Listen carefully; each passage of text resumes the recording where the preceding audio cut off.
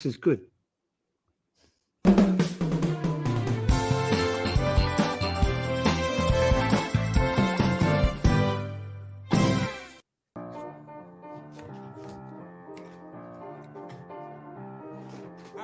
think you ought to know. Men's radio. The place where men and women really speak. Oh man, what a show. It's men's radio. This crazy show is on 3 times a week. Now Russ and Phil are there to help with all your cares. We laugh, we cry, we talk like grown-ups do. But if you're sad and low, it won't cost you no dough. Men's radio, that's the place for you. With Russ Kane and Phil Dave. It's Friday. It's Friday. I've got a real lovely surprise for you. Have you? I really have. You know, we don't have guests on Friday. Now, it depends what you mean by a lovely surprise, because some people interpret lovely surprise as nasty shock. Whiskey Soho Club? Oh, yes. You're happy now? Do I need to say much more? Now, at the Whiskey Soho Club, I'll explain for everybody else. And, happy Friday, everybody. Happy Friday. I'm Russ Kane. That's Phil Dave. This is The Daily Show on Men's Radio Station. So, the ambassadors for the various distilleries come and they give us whiskey tastings. Phil hates that. I have to say, please, Phil, please come. And he goes, oh, must I? And I go, please, Phil, please. If I don't get an Oscar, it's going to be nothing, right? Now, my favorite ambassador, and they're all fantastic. They're entertaining and they're so knowledgeable. They make the evening so great and they make it huge fun and you come away. But this is my favorite guy. You like Gonzalez Baez. I'm just going to bring him on. He's just so great. You'll love it. You'll love him. Ladies and gentlemen, it's Eddie Martin. Hello. Can you hear me? Or We hear you perfectly. We Perfect. can hear you Good. loud and clear, sir. good. I wasn't sure No, man. if it's working. So you are the big cheese at Gonzalez Baez, right? You are Mr. Gonzalez Baez, which does all the Tio Pepes and all the sherries. Fantastic. Welcome. Welcome, everybody. Thank you very much for Tell us inviting me. Oh, it's Phil will. I didn't tell Phil this because I know. No.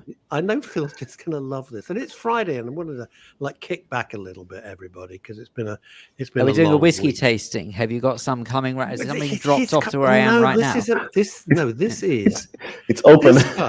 This guy. I got to tell you, when you think of sherry, and people think, "Oh, I've got Artie Doreen coming for Christmas," and you go and dust off your bottle of Harvey's Bristol Cream. That I don't want to be rude, but you know, and you open it for Christmas. I just think of Day. Frankie Valli. My eyes adored you.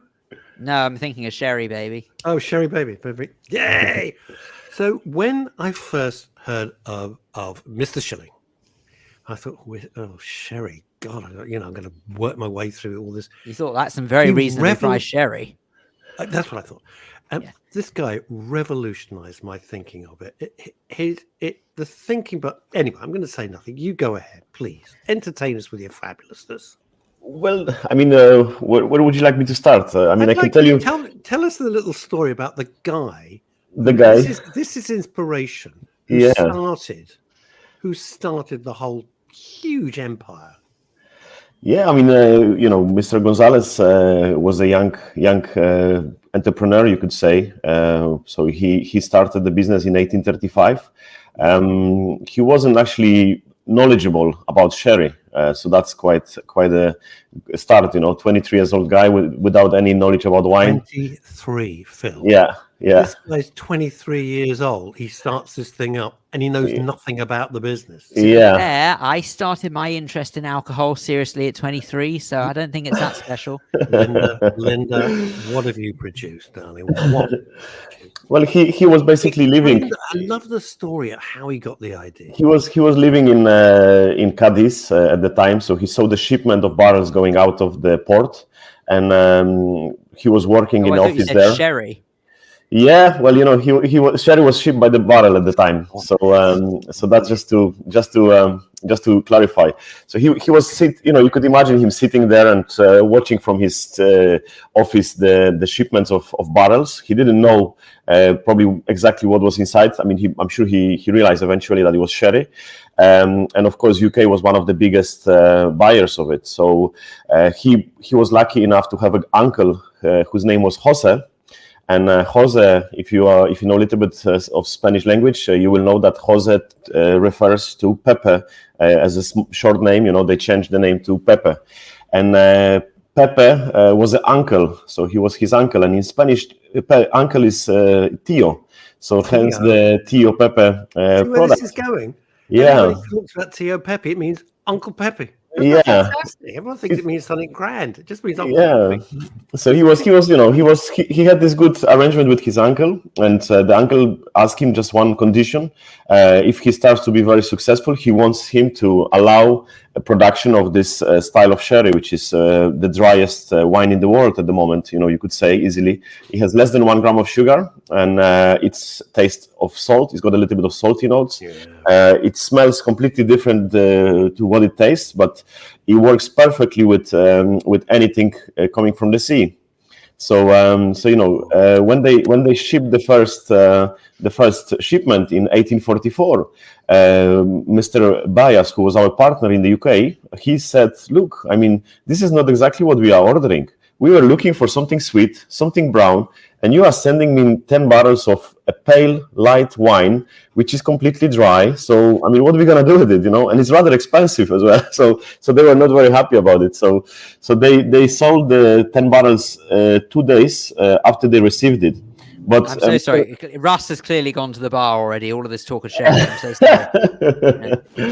So I mean, coming from there we go. Oh my God, he's got the bottle. Yeah, so so it's a lot of fascinating stories there. I mean, he basically Robert Blake Bias sent this telegram and complaining, and 2 days later he had to send another telegram apologizing. Said, "I'm really sorry. We sold the barrels. Can you please send us more?" And that's how we started to ship this Fino style sherry, and this is where we are. We have Fino sherry available in the UK. You can go to some lovely places, there is actually a sherry bar in Camino called Bar Pepito. So in King's Cross, it's called Bar Pepito. So they have a selection of various sherries. There's some lovely Spanish places in London now. So are you making notes for when we're not on air? Yeah, I can absolutely. Less making notes. I'm making a shopping list. I can send you all this later, but you can definitely explore. We got a problem. We got to say hello to somebody, Martin, and this is the lovely Francoise. Hello, boy. Oh, come on, I need a hug, Francoise. If you were around the corner, sweetheart, Phil and I would jump in the nearest car. Or Phil on his Harley Davidson, obviously, and we'd give you a huge hug with his hair blowing in the breeze. You would be like Dennis Hopper, mate. You would be like Dennis Hopper. Wish you better, sweetheart. I got to tell you something about this, and Martin's being very, very kind of modest. He's just the loveliest. I'm so pleased you're here. I keep this in the fridge, and then I pour it over ice. It's so damn, I'm not getting anything out of this. We're not sponsored by Tío Pepe or anything. I'm just a fan, and it completely revolutionizes the way you think of that. That horrible, sweet, warm, Auntie Doreen coming for Christmas type of sherry. It's really great. So different. And then you whacked out some. Last time, you put on the tasting. You put some wines. Oh my God. Oh my God. Yeah, we have a portfolio of wine as well. I mean, Mr. Gonzalez, obviously, eventually the family. It's important to say that there we are. I'm being offered a glass here, so look at that. It's a little early for me. I will have to drive a little bit later because I'm going back to Poland today. So I live in Poland and I work in the Polish market as well. So I'm actually on my way out today. But he realized, in the 80s that, the sales of sherry declined. So they started to invest in other regions and in other wineries. So we have a winery in Rioja, We have a winery in near to Barcelona, producing some sparkling wines, and there's a lot to explore. Are you? But- What's the begins with D? The champagne. Yeah, Dutz is a champagne, which is it's another interesting story. I mean, there's a lot of history, in booze and in alcohol. So we could talk about it for hours and hours, But Dutz was another visionary. He was an immigrant from Germany who went to the region of Champagne, and he believed that the future of the region will be only bubbles. So he stopped making any. He didn't make any still wine, And in that time, a lot of the champagne producers, they were still making a huge amount of still wines to sell to the army or to different people. The But army. yeah, well, army was one of the bigger buyer of alcohol at that time, I believe. I'm going to shoot you, but not right now. How's that work? Bizarre. So yeah, I mean, we had a were rifle, but then give him some drinks. What the fuck's going wrong? well, sometimes they needed some bravery. Probably when they're drunk, they're a little bit more. Phil and I are off our faces when we do the show. We have to. It's the only way we can get through it. I refute that suggestion. Do you know how good your last tasting was? So normally, I don't. Before the tasting had finished, I ran downstairs and I bought everything. Everything. Thank you very much. I never do that. I never ever. I said, I like that. I'm sorry, I like them all. I'm running down to the actual shop, bought the lot, came up with my bags, and sat down again. So you felt comfort. Here we go. This is interesting. Here we go. This is good. Could you send me a link to your group? Have just read a distressed wife. What? Oh, to our group. Okay, I misunderstood. I misread that. All right, Veronica, message me afterwards, and I'll deal with that. We'll sort that out for you. So your life really is you travel the world, or is it just Europe? Mainly Europe, yeah. So I kind of trying to develop the market in Poland. So I'm doing some work there with our distributors, and then I have some customers in the UK. So obviously after the all the lockdowns and everything, my wife, she said, look, I mean, we need to change something. I don't want to, because we were living in a flat, in Harrow Road, and she said, this is not great with the kids, being locked down here. Harrow Road. Yeah. So she just decided to. Well, Harrow Road, we were on the side of Edgware Road. So I was living above the Westminster Registry Office. It's some great places there, and yeah. Right. Well, if you want a kebab or a shisha pipe, your luck's in. There is some good places. I've always thought though that, Martin, when someone works in your line of work, one would assume that obviously you have to have a penchant, for want of a better term, for the alcohol that you promote and that you work with. Yeah. With that in mind, okay, you're obviously surrounded by a lot, and I wholeheartedly believe it must take a lot of control to be able to sort of say that you don't go over, or you don't overindulge, I suppose, on a near daily basis. Now, that's nothing. I've never met you before. I'm not suggesting for a second that you're weak-willed, but I think for anyone I think in general, for anyone who's in that line of work, it could be very easy to give into temptation. Yeah. And I always admire those who do take it on, because actually, people are very good at temptation without temptation being put in their path, but you actually got it in your path every day, and I just think it's quite admirable. It's a very serious point, and actually one that we shouldn't ignore. Yeah, I mean the way it works, I've got two lovely daughters and a wife, back in Poland. So I've got like my time in the trade, and then I've got my time off the trade. So it's like just trying to separate it, and it's just about that, This is coming in from Texas, by the way. This is coming in from Houston. She says, "I love TL Pepper. Never seen beer. I'm going to search the liquor store." Yeah. Well, we do have it in the United States, so it can be found. Blimey, bravo, Francois! I didn't know that. Well done, you. Well done. I wouldn't last. Bravo. Seriously, I'm not making light. That's a very big deal. Well done, you. It's not easy. Now, you've got something that you need to tell Phil. Who do you share a flat with when you're in London? Well, that's confidential information. I mean, Would his name begin with G and I his don't know. surname begin with M? Yeah, that's the I one. see. Would he kind of That- be blonde and married to a very beautiful Russian lady? Would that be Yes, him? I'm just that guessing. would make sense. Yeah. that's So him. Yeah. guess what? Guess If what the ever rating- anyone had temptation put in their path, there you go. Imagine. George Mickey runs the Soho Whiskey Club, right? And he's the world's loveliest guy.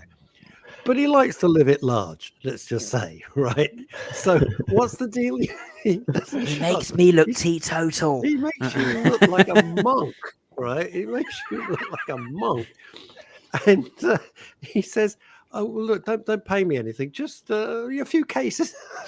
Yeah. It's a wine rent, So that's the agreement. Rent. Yeah. Yeah. I'm not here to by the way, we're not here to besmirch his name. I know he'd take it in good humor. He's bloody brilliant. George. So, Yeah, Yeah. wise head. Yeah. So interesting. If you've got this is curious. If you're in, say, Poland, right, and their history, their tradition is basically vodka, isn't it? I mean, they're kind of like Russia and Poland, those Eastern European countries. Vodka's the big deal there, and you're going to say, no, try sherry. That's a big deal, isn't it? Yeah, I a mean big it's deal it's, to change it's the actually mindset. interesting because the whole country is developing and changing, a lot. So we are not in the same situation like before. So actually, the vodka consumption is declining quite rapidly, and people are moving more into beer and wine. So I mean, actually, beer is number one in Poland. Vodka is still second, but wine is catching up very quickly. So it's pretty much the same story like the UK market. If you look at the history of UK market, the spirits, they were much higher and the wine was lower. And today wine is, kind of 1, 2. I think it's number one now for a while now. So the wine consumption in the UK is the highest consumption. So people, they are turning into more sort of, I don't know. I think wine is more of a intelligent drink, as a I don't know. It's like it has so much more. You have much more variety, much more complexity. You have much more to discover. And I've got to tell you, Martin, you tell that to the person who's having a box of Jacob's Creek whilst watching I'm a Celebrity. But yes, it's very when sophisticated. Phil arrives and presents me with great ceremony with a bottle of Lambrini. Yeah, I always Literally think, never what does done that before. What does the festival mean? Phil has him. I know I take the piss, but Phil Hand- has hand on immaculate heart. taste. If he brings drinks, it's like fab. It's always fabulous. it is. The market is changing into more premium. I mean, people are drinking less in general. I mean, it's actually you can see in statistics that people are drinking less alcohol, and they tend to drink more quality. So that's just a general trend, and it's a trend which is everywhere in the globe. So people are looking for more premium products. They want to learn about it. They want to know about it. So it's interesting times. Very interesting times for wine and for.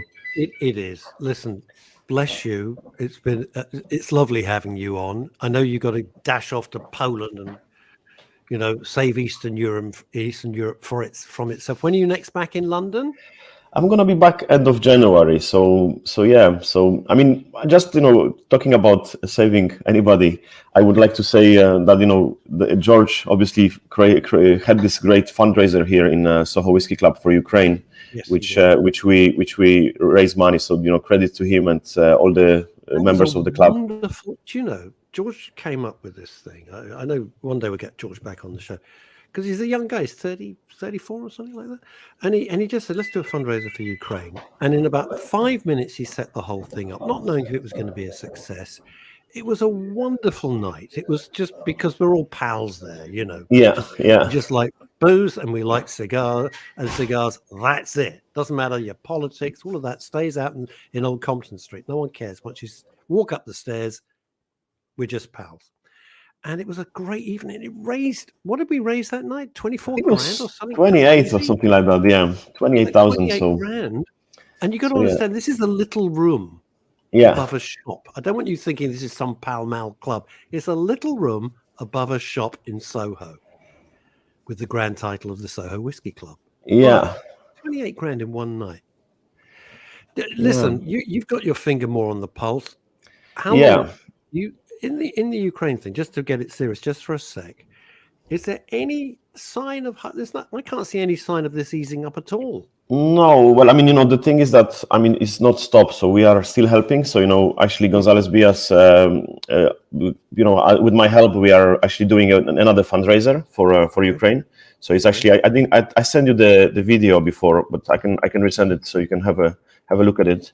But we are doing a fundraiser at the moment. So this is within our company and partners, and we will try to buy some winter clothes, some thermal clothes, and some instant food for the winter.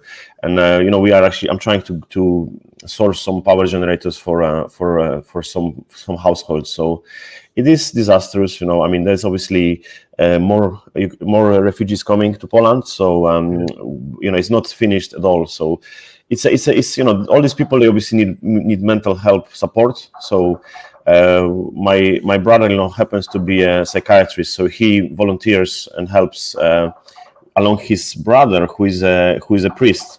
So they actually. So his brother is a priest, and they host about 200-300 people at the moment in accommodation southeast of Poland. So I live there. So I live about 50 kilometers from the border. So it's about 35 miles from the border. So we were literally on the. Can I ask a silly question? Sitting here in London, yeah, do you feel safe? Well, I mean, we have some action, isn't it? I mean, the thing is, I mean, not you cannot panic or show that you are feeling scared or something. I mean, it's not something, it's not about that. I mean, this guy is crazy. So, I mean, we don't really, of course, we are prepared in case something happened to leave, but I don't imagine, there would be like an open attack on Poland. It's, Poland is too strong for them. And historically, Poland always had problems with Russia, so there would be a big response. And also, I think if he was to go somewhere, I think Baltic states are more in danger of that. I was going to say when you start entering NATO territory, it's very different indeed. It suddenly escalates to virtually the rest of the world. Yeah. So I don't think it will. That's a very different story. And let us hope it doesn't come to it.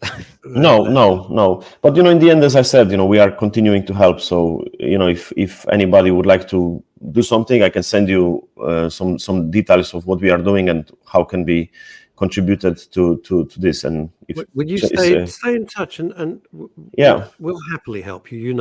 Just because you're a kind of, you're now a friend of the station as far as I'm concerned, but you're also a lovely guy. But this is interesting. Now Veronica Curran, who lives up in Edinburgh, says, well, we had a lot of families arrive in Edinburgh from Ukraine this week. God love them, the fear they've experienced. We keep forgetting this is a European war.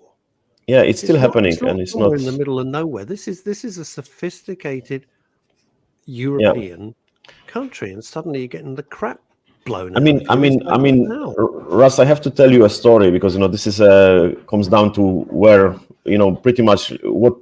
I mean, of course, I would help anyway, but we were there on the second day, so the 25th of February, we were already at the station with my wife and the kids. So obviously, I took them there because I knew that if I go by myself, nobody would feel confident to come with me to our house. So by coming with all the family, there was a trust situation. So basically what I did, we picked up some people, and then my wife, she went back by train, and I drove them home, and we look after them. They were like all the time on the phone looking and stuff. So I said, look, leave the phone alone and put it aside. Don't watch the news, and just try to, I don't know. I know it's impossible to forget. But, I got them cracking nuts. We've got some walnut trees, and they were cracking the nuts with the kids. And they actually started to smile and just to try. I mean, I'm not a doctor or psychiatrist. I don't know how to deal with this kind of situation, but I know that these people, they were in trauma, and I was just trying to distract them, from this whole thing. And actually, they are now in Canada. So the couple that were there, they moved to Canada, and then all the others who were with us, they also in some safe place situation. So but yeah, I mean, it is crazy, and it is happening again. There is more people expected to be coming for winter. So that's for sure, because it is incredibly cold. It's not like a British winter. British winter is just like, I'll put on a raincoat and carry an umbrella, I'll be fine. Not like that Yeah. in Eastern Europe.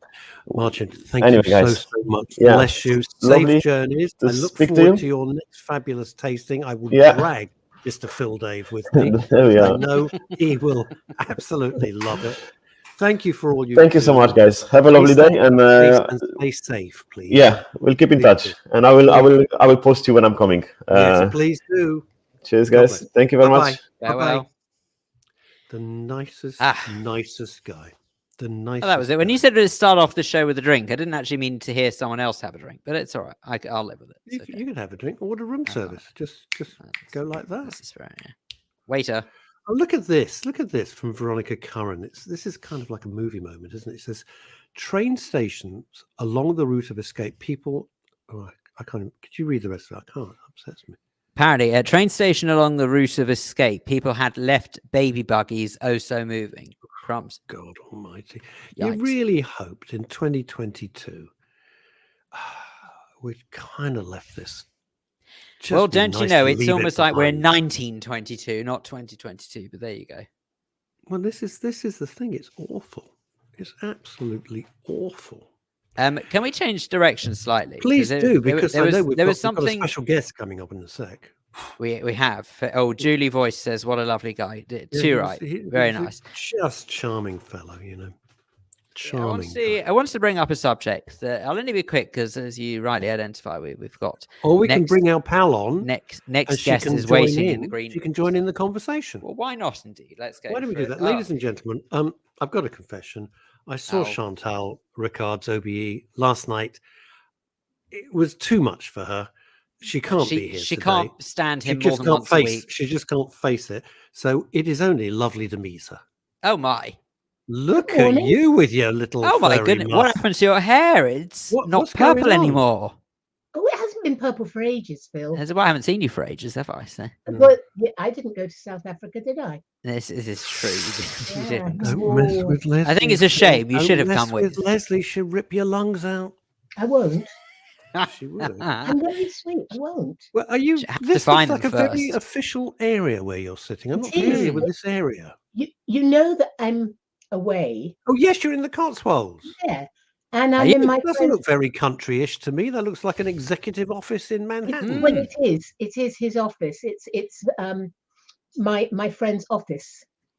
As Well, in, do you want to just tilt your camera downwards a bit? Sorry, at the moment we can see a lot of don't know if I cupboard. can. It's There we go. Oh, that's better. no, There we go. Look at that. That's That's better. the ticket. Look at that. You look very Sorry, grown up. Leslie, before you look just grown looked like up. Barney Rubble. You just had no neck. It was just like your head. So I have anyway. no Yes. neck.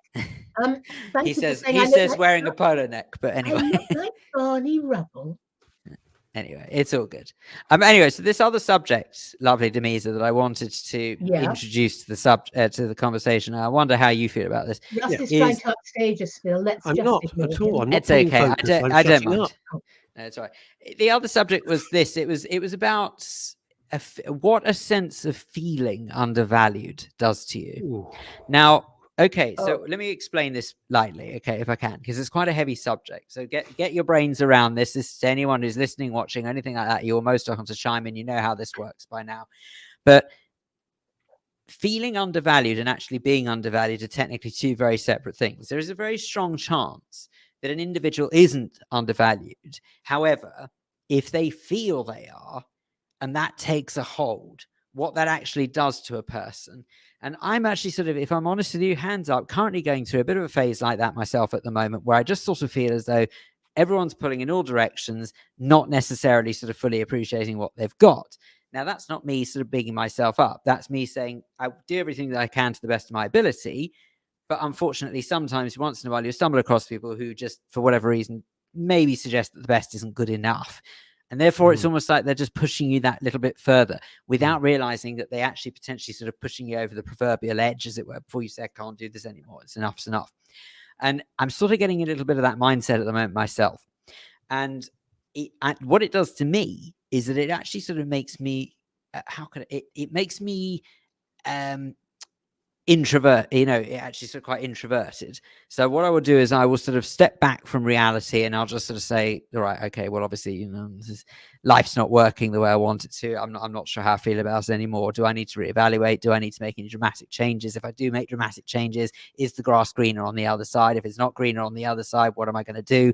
How do I go? Do I carry it? And it's all of these thoughts darting through the head at 1,000,000 miles an hour. And I know I'm not the only one who goes through this, but it's funny how not many people talk about it. It's a big issue. Leslie Demesa, your views? Well, it's an interesting thing because other people get inside one's head, and it absolutely does affect us, all of us, in different ways. Some people internalize it, and some people are able to speak about how they feel. I don't know what the solution is. I mean, I've seen these things where you have to do affirmations for yourself every morning. A lot of cognitive behavioral therapy will get you to write. And in the morning when you wake up, you write down sort of 5 things you're looking forward to, 5 things you're pleased about. It's really weird, Phil, because I get where you're coming from. I know when I used to run courses, there were always evaluations at the end. And I would have 30 evaluations in, 29 of which were lovely, and 1 of which was ghastly. Which one would I remember? Of course, the ghastly one. And I think it's all about our personal vulnerability. People, maybe, I was going to say, maybe they're not being personal. They are if they're evaluating a course one's run. But they're not really personal because they don't really know us. And yet it's that just... Do you know what sums and this that's up? the problem, isn't it? Let me tell you what sums this up, Leslie. There's a wonderful cartoon, and it's how a comedian sees an audience. And it's 2 frames, this cartoon. And it's one of my go-to things because it sums up so much of life, not just of comedy, but of how we go through life. And the left frame is how we see the audience. And all the audience, it's a lovely drawn little cartoon. Everyone's laughing. They're all fantastic. How the comedian sees it, everyone's laughing, apart from one guy who's like, arms folded. And that's all he can see. Yeah. That's all he can see. He's looking out from the stage, 500 people killing themselves, one person, and that's all he takes away with him. And isn't it such a cruel twist of nature that we can only hone in on the negative? Absolutely. It's awful. It's like it draws you like a magnet. And I think whatever it is that you do, and I don't mean booze or drugs, but I mean coping mechanisms, to say, sod him. I mean, that's kind of my view. I try to go through it like, the hell with him. He didn't like it. But I Everybody think else did. It's easier said than done. Of course it is. It's Definitely. hard. I can say sod somebody at the moment. It's just like, I'll let it go. But it's there and it niggles and it creeps around. And if you're not having a good day, it comes to the forefront. When you're having a good day, it goes to the back. Elizabeth's just said, be around positive people, no naysayers, and she's absolutely right. Well, she is, but you've got to be in a position where you can put yourself around a negative, because if a negative person is someone who is quite crucial to your life, it's not that easy just to cut them out and say that's it. Especially if they have influence or if they have a high. Let's get into it slightly deeper. If they've got a hierarchical situation and you're reporting to them, let us say, and they're a negative person. My dad, hardly the great philosopher that he ever was, used to say, a fish stinks from the head. And it's so true. You can go into an organization or a structure or a friendship group or a family, and if the person kind of at the top is a miserable negative person, it permeates right the way through. It cascades down. But even if they're not at the top, if they're in that group, it affects everybody. Negative energy affects everyone. All I'm going to say on this, Phil, that I'm going to try to be truly helpful. I'm only down the road, darling. Just get in the car and pop over when you're thank you. It's very true. You are just down the road, and that would be lovely. Absolutely anytime, and nothing to do with me feeling a bit sorry for myself, but it would be marvelous all the same. Thank you. And except not right now, because I'm not at the moment. You're not there at the moment. Sorry, you're in the Cotswolds. Unbelievable. I thought we had something special. So just when I need you the most, you're not there for me. him going unbelievable. he knew I was coming down here. Of course I He's do. known for a few days. I know everything. He But you- even had an open invitation. I But saw you an know- extraordinary film. I saw an amazing film about relationships yesterday. It's a documentary, and it comes on Netflix. Is today the second? Second. There's a Today's the point to 2nd of this. I'm December. not Yeah. doing a film review because you're here for theatre, which I thought would be nice. And it's called Senior, SR, Senior, and it's Yes. about Robert Downey Senior, of which I knew nothing. Never heard of him. I'll be honest with you. I'm not going to pretend to be clever. I'd never heard of him. I just Or assumed isn't he Robert just known Downey- as Robert Downey? No, well, he is. Well, he's actually in the film known as Senior. They call him Senior. Oh. And it's a beautiful documentary about Robert Downey Jr. and his relationship from a baby onwards with his dad. And his dad was a real free thinker. I'm putting it very mildly. An incredibly creative filmmaker, but independent, taking the terms independent to a degree that you can't imagine. For most people, the films are unwatchable. Other people thought they were underground.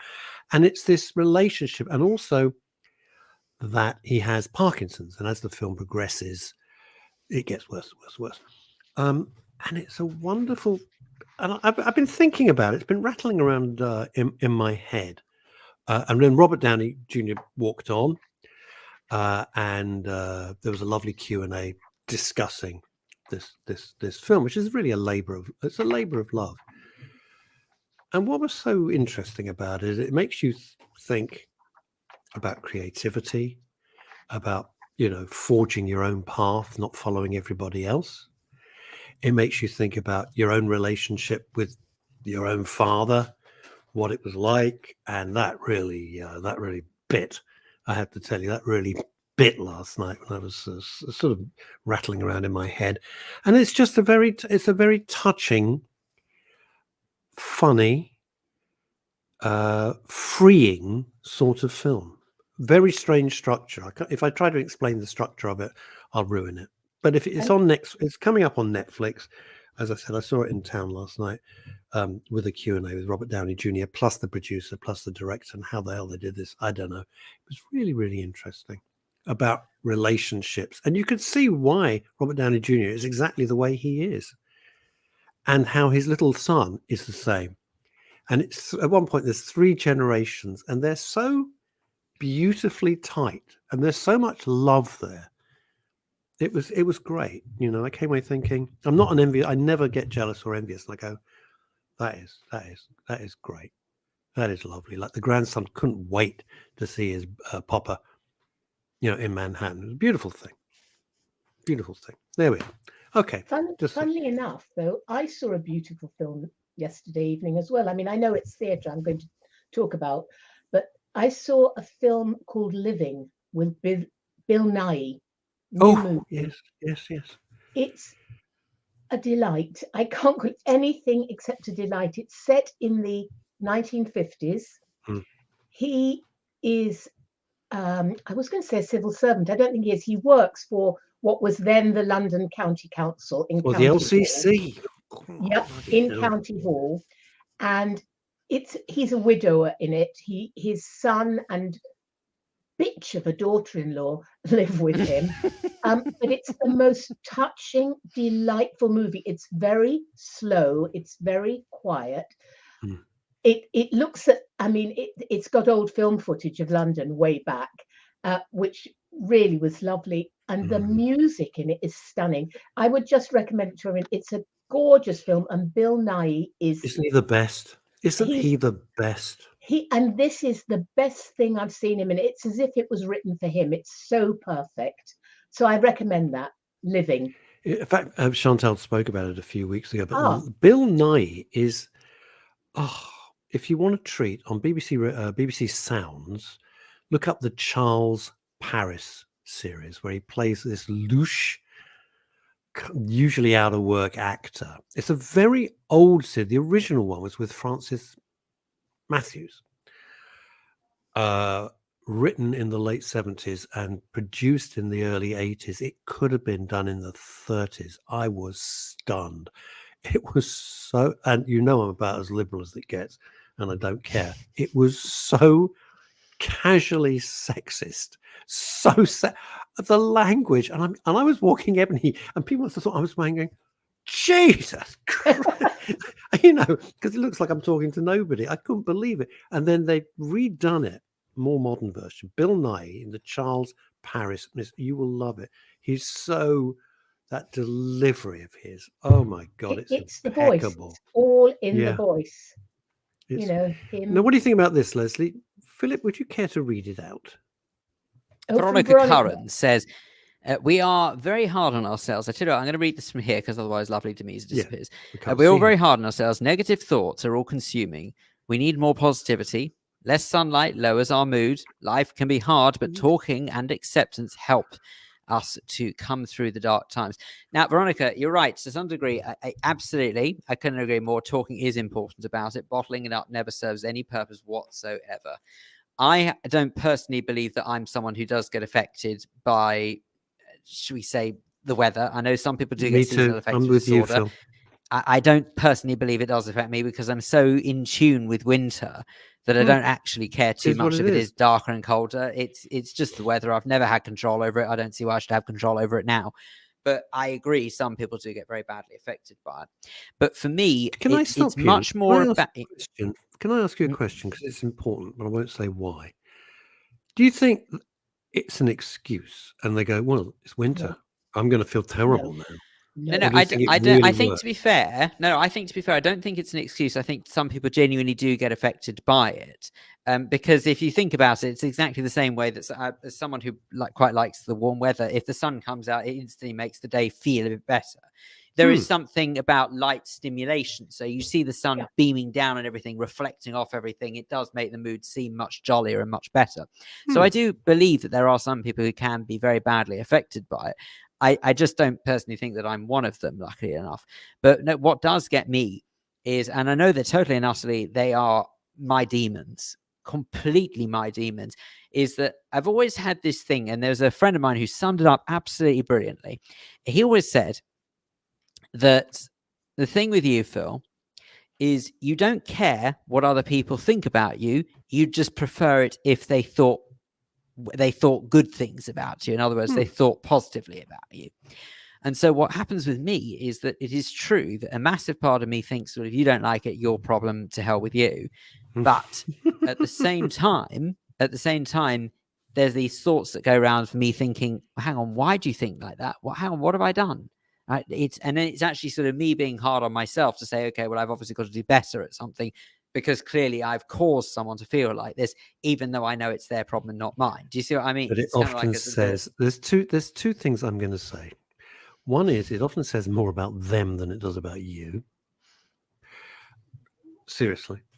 And we can make a decision whether we let it. We can kind of let it affect us, or just say, I have the Phil view, Sodom. I try to. It's not easy always to wear that Teflon armor, but sometimes you have to. And the other thing is, Phil, and I'm going to embarrass you, but you deserve it, is that we've known each other for many, many years, worked together for many years across many stations. And some of them happily. And some of them happily and some of them not so. But everybody loves you. Everybody admires you for your technical. No, shush for a minute. Let me be serious.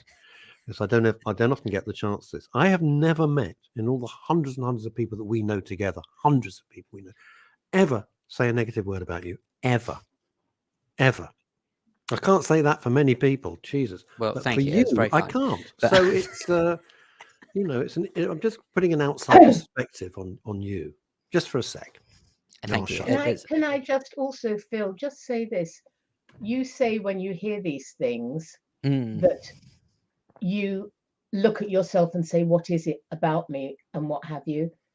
I would congratulate you on that, because that shows your emotional intelligence, that you're able to acknowledge that there may be something that you've said or done. It's the people who won't and don't acknowledge that they could have said or done something. So, you're a good guy, Phil. End of compliments. That's it. Thank you. Right, steady on. I'm going the shade of red as the on-air here. Do you mind? Look out, there's aircraft trying to land. Here's the thing. but there are. You have to also got come to 5 terms. plays You have to here. come to terms, Leslie. With there's some. Oh, she's people- got. Hang on a sec. She's got What? 5 plays. I'm 5 pouring my plays. heart out here, but it's the plays that are more important. You are not having a heart attack. No, she says. He said he's pouring his heart As I'm out. pouring my heart out Oh, here. Do you need the toilet? Oh, what? Sorry. Are you all right, Auntie Leslie? Do you need the toilet? Do you want? Would you like another cup of tea, dear? One final comment from Yeah, Asa, who's let's taken say. a while to cite this. He says there absolutely is a correlation between Yeah. seasons and the psychology of an individual. Seasonal affective disorder, aka SAD, is a real condition and has a profound effect. Right, lovely, Louisa, as you rightly identify, you are here The to stage talk is yours. all Off things you I go. just want to big up Asa because he's absolutely right, which is why I Asa's took right. vitamin D. But that's another story. Jesus Christ. Right. I don't know where. And I don't Francine know Warner where to totally begin. agrees. I've seen 5 shows recently, but I can't remember which I've talked about before. As in, would I Oh, like another? I'll couple remind of you because I will remember. Okay. Did I won't talk about the ones that have finished. Maybe that's best if I don't. Probably not much point. Okay, no, but they could come back. You see, that's the shut up. They could come back. Okay, a fabulous shut up. Fabulous one that I saw called "My Sons Are Queer, But What Can You Do?" And I know it's going to go on tour. There's Good a Lord. possibility that it's actually going to go to the States. So all our friends in the States, I would 100% recommend, if it comes across, that they go and see it.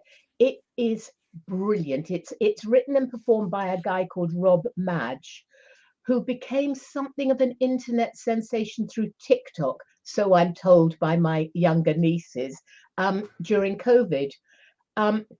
It had a very short run at the Garrick. It was just a sort of a one-off, having been up at Edinburgh and oh God, somewhere else. I can't remember. My, brain doesn't function.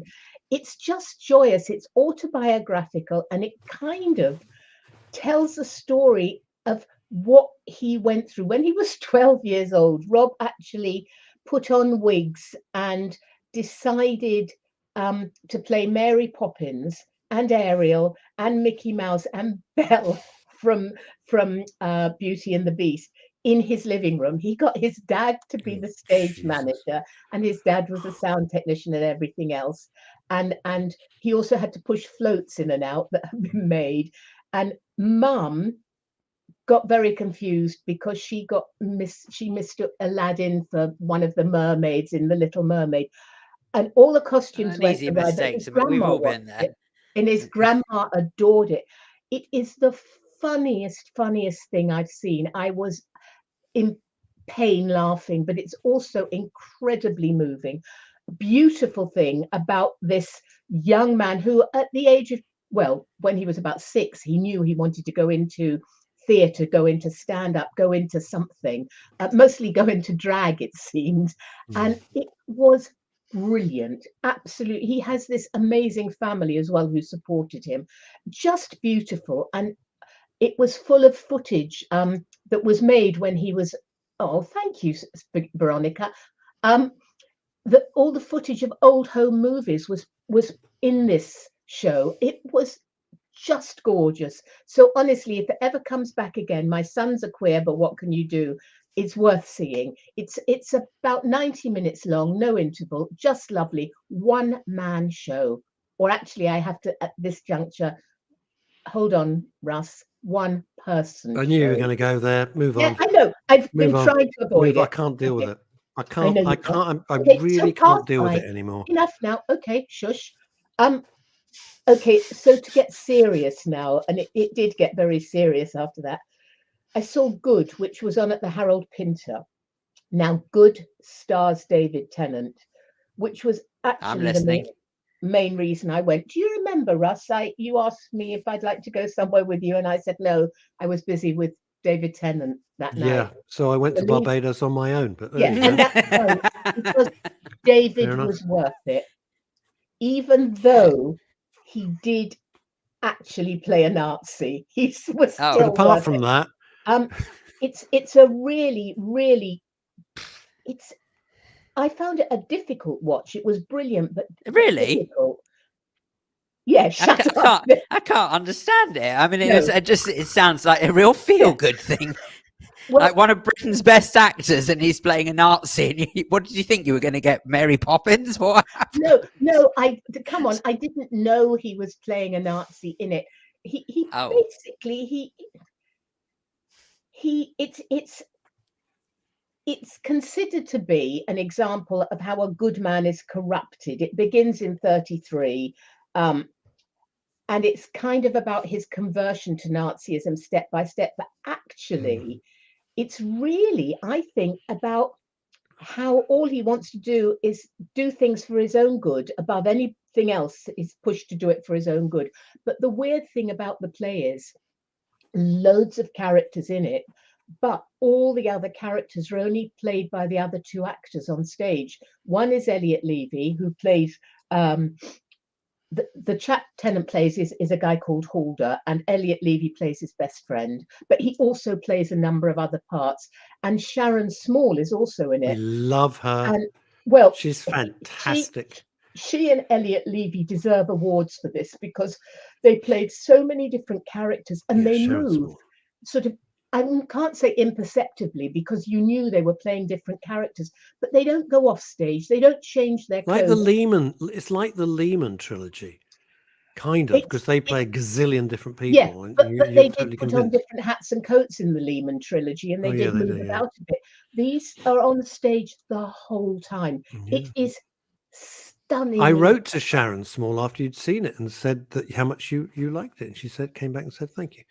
It really is. It's stunning, and it's still on. And I would thoroughly recommend it. And that's called Good, yes? It's called Good. Intellectually stimulating.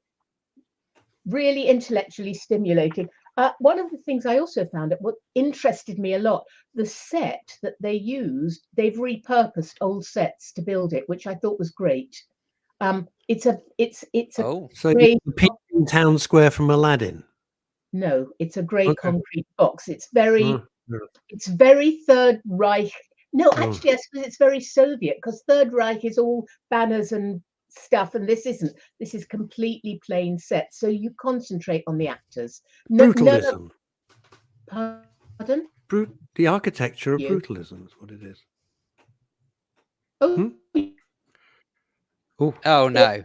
We nearly lost the whole show. Oh, she's back. She's back now. There you go. Or is she? We don't know. Cotswolds. They're getting electricity there soon. I'm back. Oh, there we are. Right. Next thing, I'll go quickly. John Gabriel Borkman at the Bridge, which I again went to see because it's Simon Russell Beale. He plays a Norwegian businessman who'd been a really high flyer, but he's been put into prison for a massive act of fraud. And when the play begins, he's actually out of prison, and we hear all about him, but he isn't anywhere.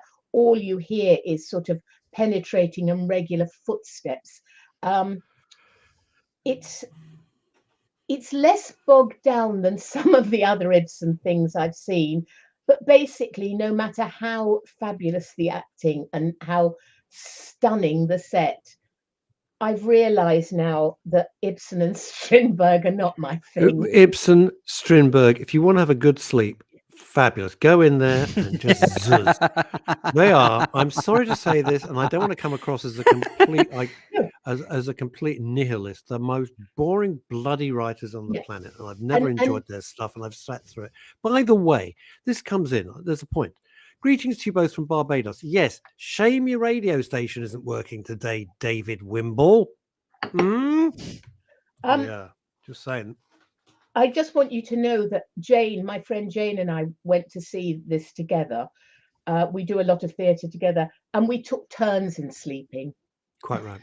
Because one would nudge one, and So my exploit to that was The Master Builder with Patrick Stewart. Lieutenant Pickard. And I just thought, oh God, I hate this so bad.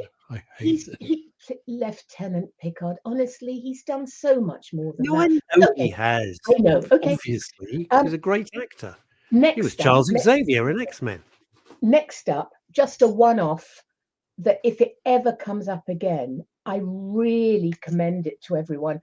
Something that I saw the other Sunday called I Am Shakespeare, as in I Am Spartacus. No, I Am Oh, Spartacus. right. It was Sir Mark Rylance has written it. He co-wrote it, and it's part of the identity crisis around, was Shakespeare the only person that wrote the plays, or wasn't he? Or could it have been Interesting. cooperative? It was so clever. Things I didn't know about. I didn't know that there was a Shakespeare authorship trust, and they are researching all sorts of things. Was a stunning piece. It was a rehearsed reading of the play, and all sorts of things were thrown up. Basically, we met people who could have written it, people who might have got together and written it. What they kept saying is there is absolutely nothing that says Shakespeare wrote any of it. There's no records of Shakespeare's education. There's no record of him traveling anywhere. And how could a bloke with, in inverted commas, no education and no travel experience know all about all these different countries all over the world, have traveled to them, and also had the vocabulary he had? It was fabulous. And what I didn't know, but again, something else that fascinated me, several people have wanted to do PhDs on this, on was Shakespeare the only person that wrote the plays? And universities in this country have turned them all down and said, no, Shakespeare is Shakespeare. They won't accept doing a PhD. There's one Overrated Shakespeare. What, Shakespeare? Overrated. Well, whoever the conglomerate were that wrote it, absolutely not. I'm But just I think fascinated why. And Why what? You got a minute to answer this next question. Why? I'm fascinated why Shakespeare is like God here, and we have to love Shakespeare. You Yeah. have to study. Nobody else. No one says you got to study John le Carré or you got to study Christopher Marlowe. Shakespeare. You got to shove Okay. Shakespeare. If you don't like 1 Shakespeare, minute you're to a moron. answer. 1 minute to answer. I Yeah. think one of the reasons is so much of the language that is used in the plays is now part of our general parlance on a day-to-day basis. And I think probably that's why. Also, I mean, there's the historical stuff, the comedies, all the rest of it. I agree with you, though. I mean, do you want me to blame Michael Gove? I could do that. I'd like to do that. I'd like to blame him for loads of stuff. Michael Gove wasn't alive, and I had to study Shakespeare at school. I don't think he'd been born. No, maybe not. I had to study it, but I loved it. So there's a difference. Maybe I had a great teacher, like me. All about the teachings. Just, all darling, about one more play really quickly. Yeah, go on. Enemy of the State. It's on at the Noel Coward. It is amazing. It stars hang on a minute, Zachary Quinto, who you know because you know him from Spock. He was Spock. Yes. Star Trek movies. Oh my God, David Harewood. And David Harewood is a black actor. Thank you. Yeah, I can't do that. I can't do that. Maybe I can. I can't do anything with this hand anymore. David Harewood plays a guy called William Buckley, and Zachary Quinto plays Gore Vidal. And it's about a debate that was on air in 1968-69. ABC television's ratings in the States were dropping. So they thought if they did some live debates, they'd bump up their figures. And they got these two guys on, and it's a stunning production because at times there are TV screens shown to the audience and you see the actors speaking, but the words they're speaking when the TV screens are up are the actual words from the debate. The rest of it is just the play put together. It is brilliant, quite stunning. I mean, for me, it just brought the English language to life again. It was proper theatre. It was just amazing. And I 100% recommend it to people. It's on for a while longer. No theatre, or have I got the wrong one? Where's it on? It's on at the Noel Coward. Duh, boy. Yes, quite. You must go to the theatre. But Aretha Franklin's in it, not really, and Andy Warhol and James Baldwin. That's a clever trick. She can't That's say a good very much. thing. Bloody hell! Where'd they dig her All up? of them were around at that time because it takes place just after Kennedy, Bobby Kennedy and JFK and Martin Luther King were assassinated. So it Yeah. takes place just Wasn't a after good that. period to be a leading politician in those days. Yeah, but it's Lovely not Demisa. depressing. Enjoy your time in the Cotswolds. We Thank look you. forward to seeing you again soon. It's been a pleasure, and we love this sort of fur effect. It's nice, suits you, and the office is nice. Just Isn't like an it? Eskimo. You're like a little. Go on. Lovely Demeskimo. Right. Thank you very much indeed. See you Thank you. soon. Thank Bye. you so Bye, much. guys. Bye bye. Bye. Look at that. Oh, no, Oh, she's back. lovely. No, she's gone. She gone. Thank you, everybody. That's it for this week. It's been a pretty full-on week. Phil, Dave, love you as always. Thank you so much. Likewise, our boy. Joining us on a Friday. I'll be back with Neil Long, the King of New Malden,